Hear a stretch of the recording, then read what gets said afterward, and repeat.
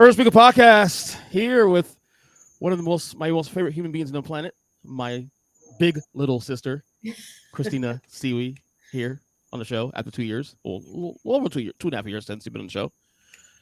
What's up? How are you? I'm good. I'm actually pretty well. I like the little ambience in the background here. If you're watching on YouTube or watching on the video, it's actually like some ambience in the back there. Yeah. You seem very happy today. What's going on? I'm in a good mood. Things are good. I'm seeing your face and talking to my older brother, my older little brother. Yeah, I'm definitely for the record, I am older than she is by a year, a month, and 21 days. But it's older, and I do rub that in a lot. Yeah, but you are the older, mature sibling of the three. We're doing this show because you actually did something that I am very proud of. You wrote a book. I did. In fact, you wrote a children's book. A children's book, yes. You want to tell the folks all about it and this information? Yeah, I'll show you my hardcover. So it's called "I Believe in Me," and I wrote the story, as you know, Ernest, a long time ago. Yeah. Wrote it about 14 years ago when Caden, your nephew, my eldest son, was 2.5, and it was really to help him build that narrative of belief in self and knowing that he can do anything. Because at the time, like with your first child, you're always starting like to teach him young to do stuff, to do whatever. And he was starting to play like the Pee-wee little sports or whatever. And it's like building that confidence I felt was really important. So I wrote what was a poem at the time and then developed it more into a book, and always wanted to, make it into a book for other kids because I use that same story with my kids. And you know how I am. I'm always like pushing like belief in yourself and believing you can do anything, right? So luckily I was able to complete it. I mean, that's a blessing of COVID, I would say. So you started it 14 years ago, and then it just hung around there, and you didn't pick it up. You just kind of like whatever you we're in the mood to finish it up. You did it, and then one day pandemic happens, and you decide, you know what, screw this, I'm just gonna lock in and just get it done. I wish it was that easy, but no, I looked for illustrators for a long time. And when I first started, I mean, my kids were so young and I didn't have the career that I had, and illustration, like to hire an illustrator is very expensive. To be able to even self-publish or the process of finding a publisher, it wasn't in the stars for me at that moment. Right. Like I tried it and then I felt some resistance and I was like, all right, let me focus on the other things that I have to do, and then I'll come back to this. Right. It was something that it was a passion project, but because a lot of those times passion projects get put on the back burner. That's true. I totally get it. We got to focus on other things. And, I popped out 2 other kids. So life got busy. Yeah. And I didn't consider that too. Also, when you're writing a children's book, it's not only just, the words, it's also, you got to consider like, the messaging within the drawings and all that. Sometimes I forget that you have to, that matters too, how that's translated to a child. And finding somebody too that can also take your notes. Like, you write your story, but then you have notes about what you were looking for on the pages, right? Like for an illustrator to produce. And it was really trying to find somebody that could take what I had in my head and put it, beautifully on paper to match the words that I wrote. And that took me a long time because it's not, there's a lot of like digital content out there. And I had a specific look that I was looking for. And I finally found somebody that lived in Ireland, Wow. So, okay. And it was really, in the beginning, it was a lot of networking. Like I would ask people if they knew somebody and knew an illustrator. I tried to get some of my family to look into doing it. I even Caden at one point, I was like, Caden, you should try to draw. Wait, do you have any like experience of drawing at all? Me? No, I can't. No, I'm the same way. I've always hated art. I appreciate art as a visual, but for me to put it down on paper, Oh, I can't do it. I wish I could. Like that was honestly, that was one thing that like my whole life I wish there was a kid named, I think, Jose in Highland Oaks Elementary, and it was Jose or Juan. He was in Miami, right? Good. I mean, he was unbelievable, and I always remember thinking like, I wish I could do that. My mom can draw. Okay. My aunt can draw. My mother-in-law can draw. And then, Caden can draw, and so can Natalia. So even Natalia, up until a couple of years ago, I was like, Talia, do you want to draw? like mommy's story and like let's make a book together. Natalia being your youngest kid, my Yes, niece, of Natalia course. being my daughter. And it just didn't work out. So what's funny is during COVID, Nick wanted to reunite with some friends of his from elementary school. And we had this great they came over and stayed with us in Connecticut. And we had this great conversations about things and projects that we had. And he had mentioned that a book that he had written, children's book. And I was like, oh my God, I've had one that I wanted to like complete for years. And he's like, you should just do it. Like, do it. Yeah. And I was like, okay. And during COVID, I wasn't traveling as much for work. So I had time to kind of explore. Right. And Cammie, as you know, like one of my best friends, she has a project that she's working on, and we can talk about that later because it's amazing for moms. Is it book related or something else? No, it's something else. But okay. She referred me to a website called Fiverr, which is like a bunch of artists or people that provide services that. Oh, I know who they are. Fiverr. Is it with 2 R's?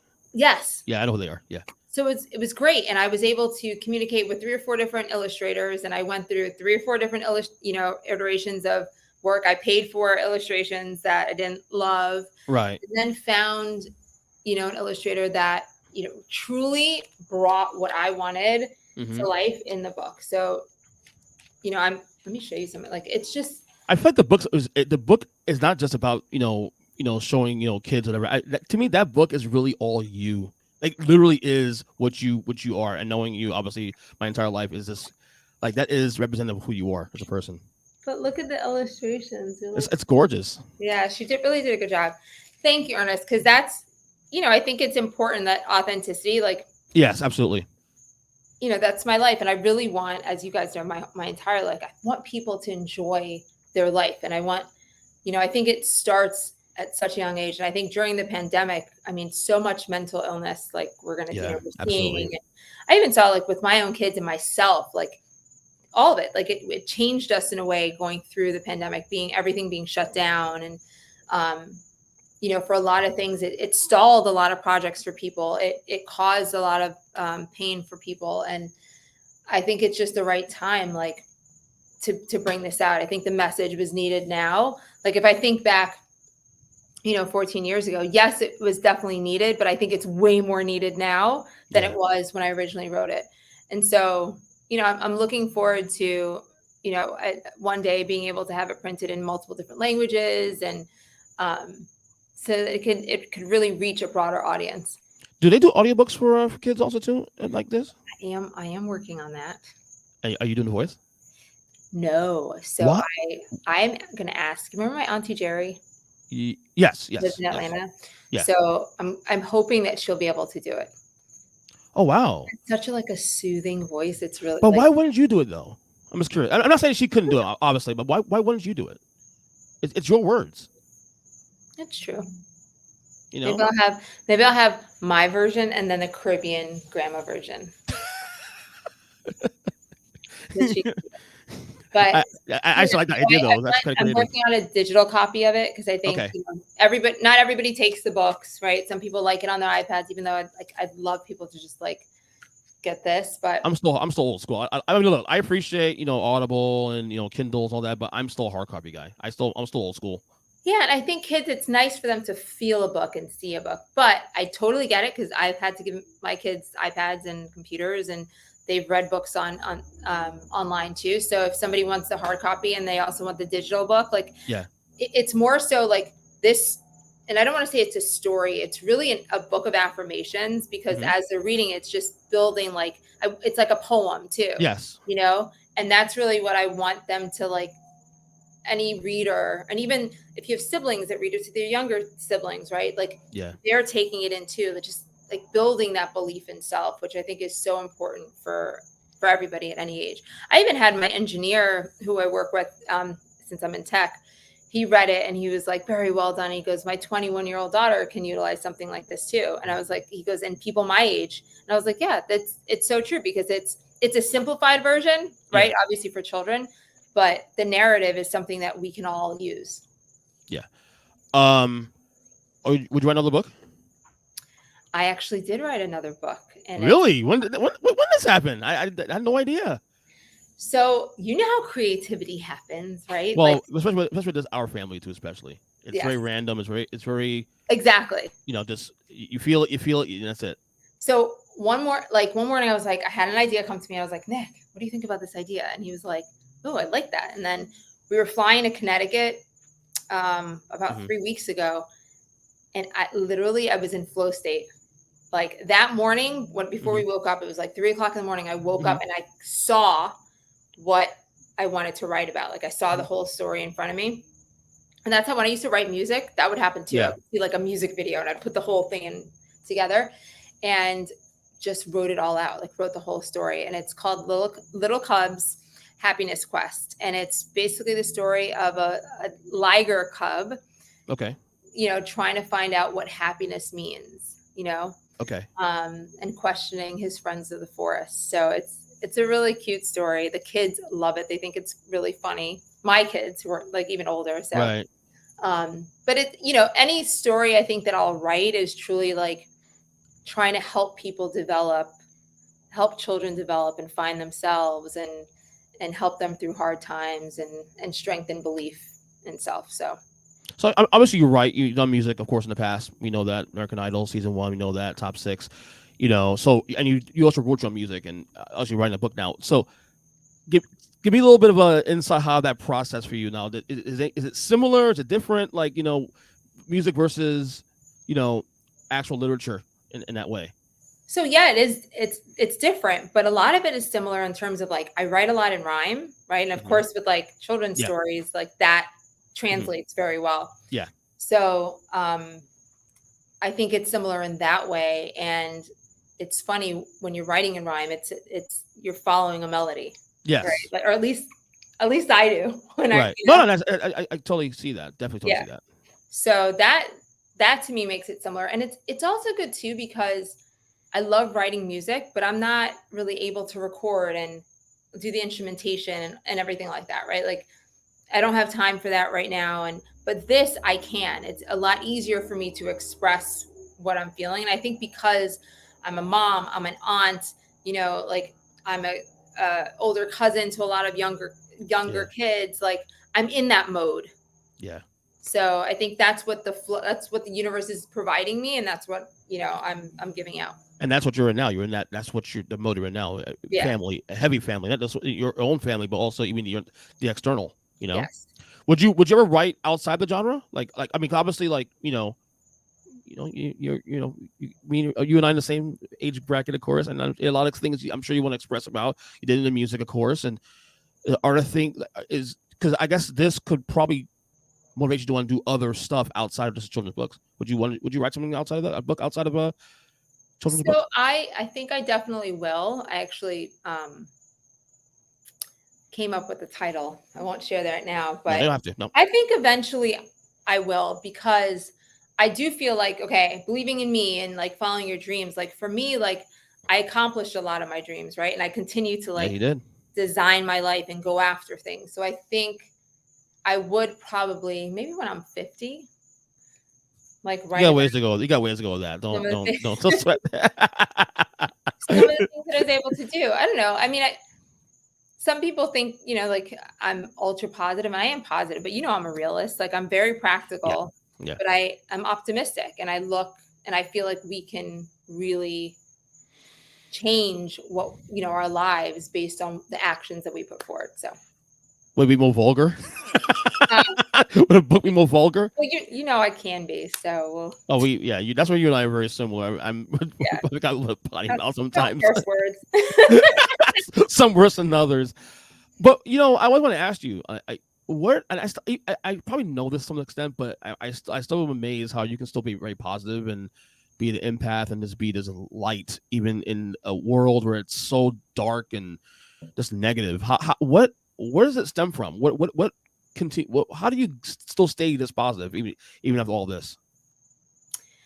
Because I think every day I have to find like little wins or things that make me continue that belief, right? Like that the world is still good, that people are inherently good, right. And I have good around me, right? Mm-hmm. So like, I mean, within our families, within our friends, like I see goodness and I feel goodness every day. So I'm going to continue to feel that goodness regardless of things that happen, Right. goodness will always be because I feel it, right? And I Yeah. believe it because I feel it. So I think that helps, right? Like I don't stay around negative people. I just can't, and Yeah. I don't, it's not that I wish anybody any harm. Like that's not what I'm saying. It's just like you have boundaries for yourself, right? Like I have to turn the news off because I can't hear the constant negativity. So I set that boundary up and maybe I'll go read my news, right? Like, Yeah. or, if somebody's just really complaining in a situation, I tend to just, back out of it and find my little corner, find my little zen. And I think that's what's really important is putting up boundaries and knowing like the people you want in your space. Like, Yeah. I love my family around. I love, like that makes me happy. My family, we're good people. So, Yeah. Exactly. I think if we exist, then there's a lot of us that exist. As you said, I remember one of my really good friends and podcasters, Matt. He said, "News is meant to be read, and sports meant to be watched.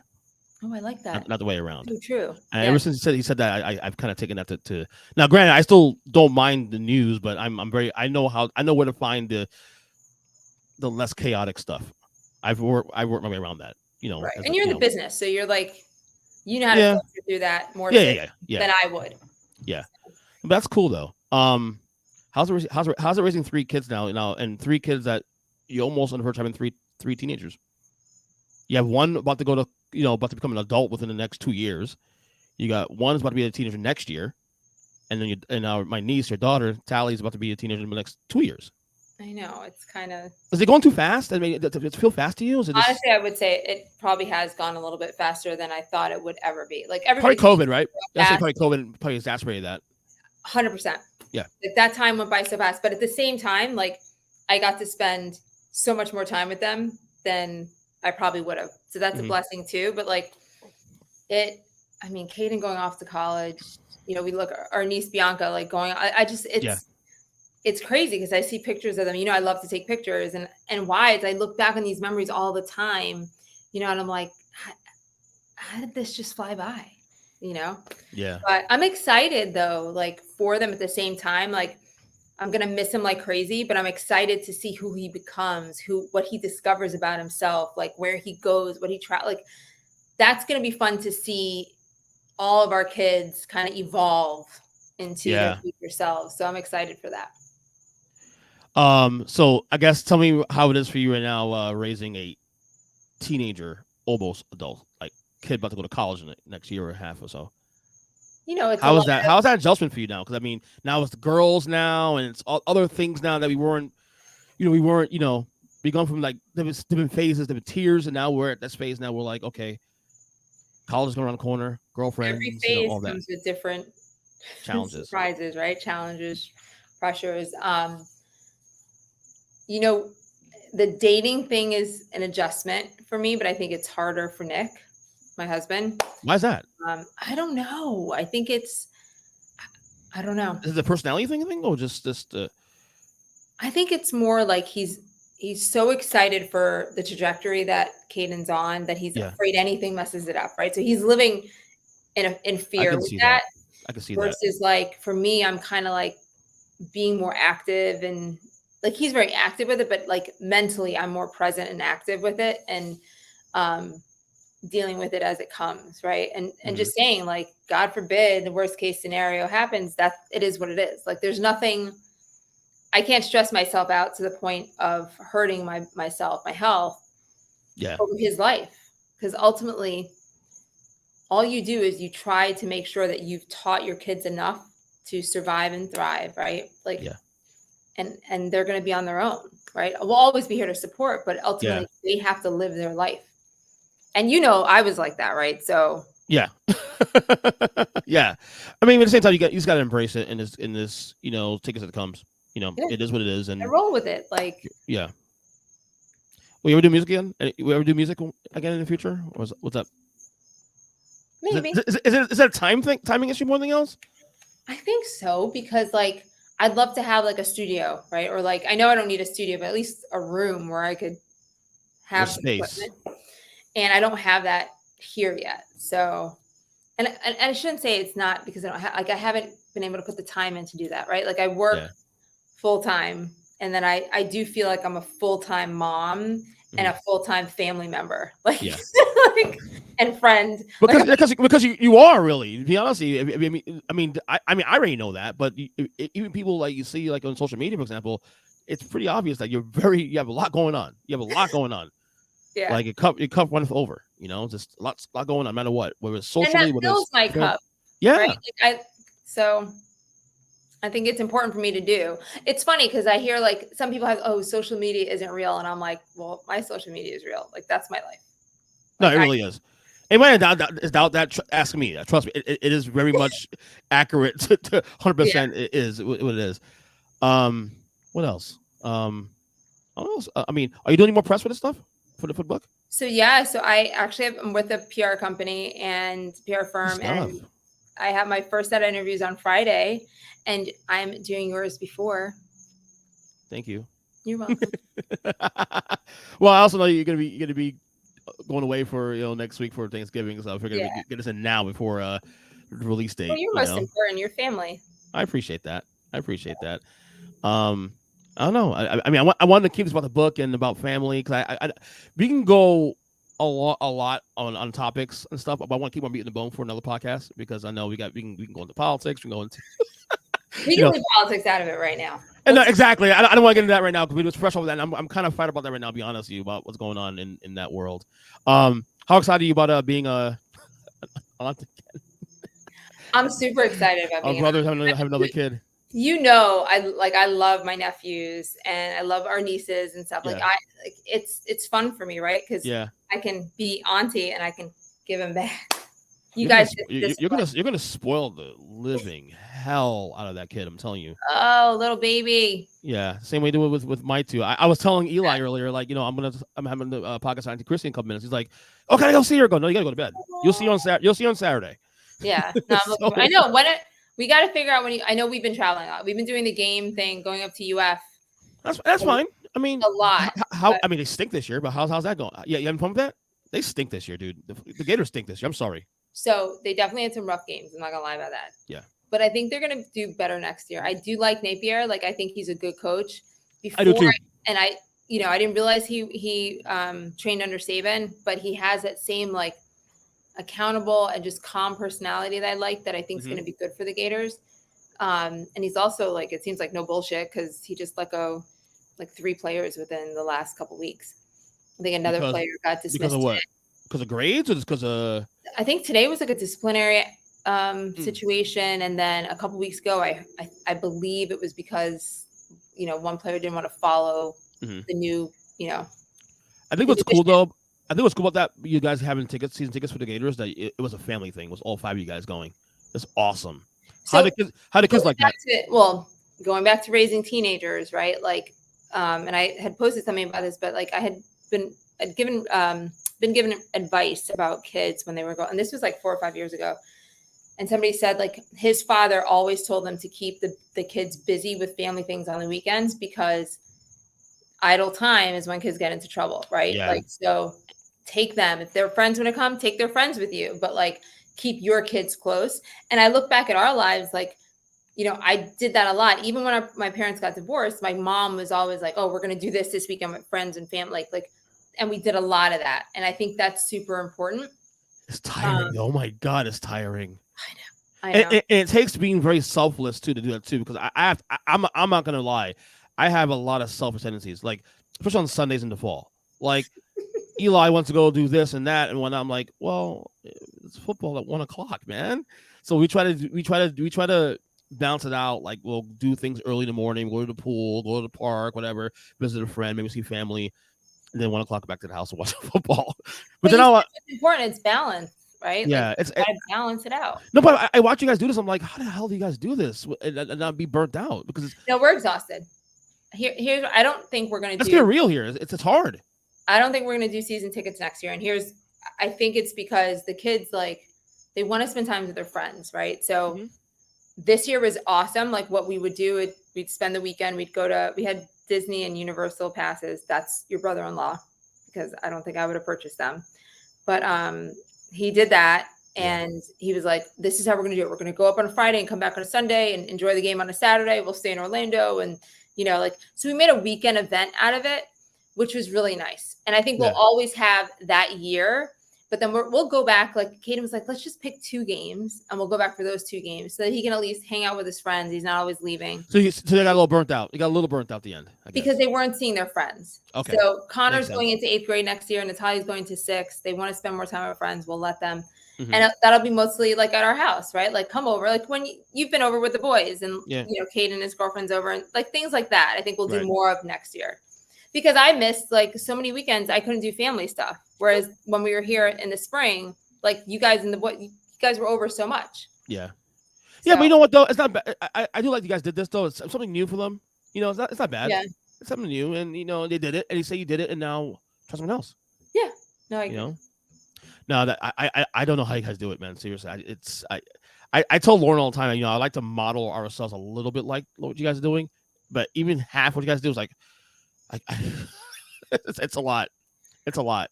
Well, you mentally. Take time to rest. So I do take time to rest. Well, kids are older too, though. They leave you alone mostly. So again, right. So I got a 5-year-old. I still up my ass every 5 minutes. But I wasn't doing this when my kids were 5. No, right. True. So I'm just biding my time until I get older. Yeah. And that's how it is. Like we started so much younger than everybody. So when y'all were still having fun, Nick and I were at home with kids. Remember that? I mean, pre-kids, of course. Yeah.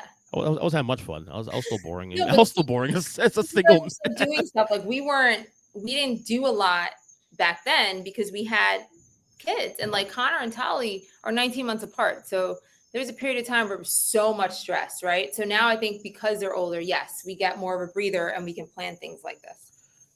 Yeah. No, I remember that period. Like Nick wouldn't go anywhere, and Nick was okay with that. Nick was okay being home watching TV and stuff. And the thing was, I was kind of the same way too, even back then before I had kids. And now I'm regretting it. Now I'm regretting not traveling enough and not doing this and that. That's why we put the kibosh on this 2 kids. That's it. We're done. We're going to raise these 2 and whatever. And then once I get older and we have a space to start traveling and do all the things that we used to do or wanted to do before children, we're gonna do it. We're gonna do it. Plus, I'm too old to have kids. I'm 42, man. I'm fucking over it. Yeah, you need to stop. I need to stop it. You still have more than I do. Tell to our cousins, by the way. Factory clothes. Tell to our cousins, by the way. I'm having a 4th one very soon.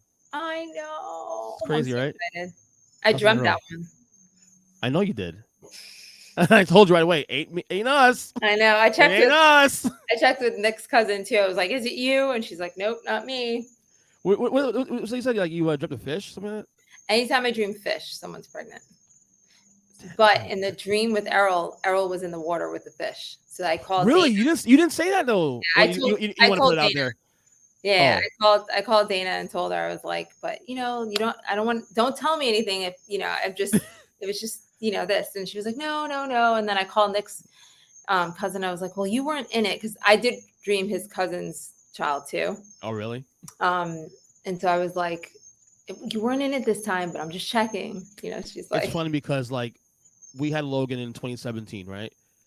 And then they got pregnant the same year, later in the year. Yeah. And they've now doubled me and Lauren in a span of 4 or 5 years. I know. It's insane. It's insane. But granted, they did have twins the first time. But still, does it matter? I mean, with that, it's still insane. I mean, it's amazing though. Yeah. It's amazing. No, I can't wait. This is so Jordana, my youngest cousin on my mom's side. Right? Baby yeah. This year. I need a baby cute. still. Yeah. Boy, right? Yeah. Eric, our brother's having a baby. Well, his wife in December, and then our cousin, Errol, and his wife are having their 4th. Yeah. Talia's coming to say hi. Who's that? Is that Tally? Hey. We're actually recording something. It's okay. Mm-hmm. You know how many times Logan and Eli have interrupted my podcast on video? It's okay. It happens all the time. Trust me. I'm actually like. He is supposed to be getting ready for bed. Why don't you ask her if she cleaned her room? Did you clean your room? Yeah. Are you being truthful? Oh, here's Connor. Connor, is your room clean? I think so. Come say hi to Uncle Ernest. 29 minutes. Okay. Yeah. Recording time. Come on this side. Are you guys on a podcast? Yes, we are. You're live right now. Well, Yep. not live, but People. Oh, put your head back Where on. is he at? There he is. What hat is that, man? Well, actually, I can't see you. You're in the way. My logo's in the way of you. That's nice. Okay, you guys go get ready for bed. Can you send me the picture? Yes, go. Yeah, your cousin's already asleep. That's the one thing, honestly, Chrissy, I don't ever mess with. That's the one thing I will say is the most consistent about me and Lauren as parents is we do not mess with bedtime. I Bedtime admire is that. I wish these kids would go to bed when we tell them. 7:30, 8 o'clock. Goodbye. I'm 7:30, 8 o'clock. Goodbye.